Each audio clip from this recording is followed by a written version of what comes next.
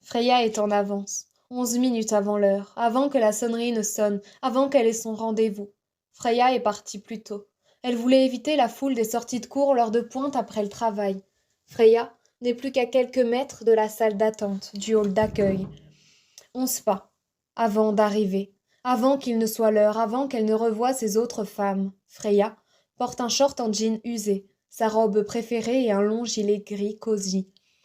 11 lettres, avant le verdict, avant de pouvoir faire le deuil. Harcèlement. Esther est assise sur le bord du canapé, elle sourit à la femme qui vient de s'asseoir près d'elle. Une femme au long gilet gris. Esther regarde à ses pieds. Un parquet neuf, tellement différent du vieux parquet usé sur lequel elle aimait jouer. Esther n'est plus comédienne, virée de la comédie où elle avait le rôle d'une mère qui se rêvait comédienne. Esther n'a jamais voulu avoir d'enfant. Elle avait juste pris un petit peu de poids. Ils ont eu peur.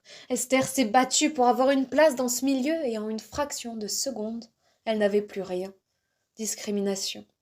Mystique avance rapidement en longeant le mur blanc délavé.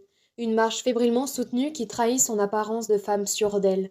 Mystique fait un petit signe de tête en direction des deux femmes qui attendent sur le canapé ocre, dans l'accueil, puis s'assoit dos au mur, sur la chaise proche de l'issue de secours. Elle observe chaque personne qui passe avec méfiance. Elle vérifie qu'il n'est pas là, qu'un autre lui n'est pas là.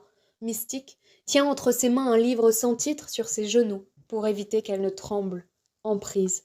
Maya est assise sur une chaise un peu à l'écart. Les autres femmes se regardent et lui esquissent un sourire. Elle n'avait pas vu Maya arriver. Maya berce son petit et lui chantonne de doux mots. Elle semble heureuse et apaisée. Mais les allers-retours nerveux de sa jambe gauche semblent dire l'inverse. Maya serre son petit dans ses bras. Dos à l'agitation de ce hall d'accueil, elle ne veut pas qu'on le voie. Il est tout ce qu'elle a de plus précieux. Il est sa raison de se battre, sa reconstruction. Maya et lui ne forment qu'un, deux survivants. Viol.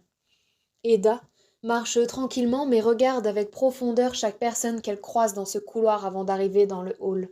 À son arrivée, elle adresse un murmure de « bonjour », quasi imperceptible aux 4 femmes déjà assises. Il est 14h57. Dans 3 minutes, son destin va changer. Elle va renaître, du moins c'est ce qu'elle espère. Eda n'a plus peur, elle est déterminée, elle veut se battre, désormais, pour faire éclore la vérité.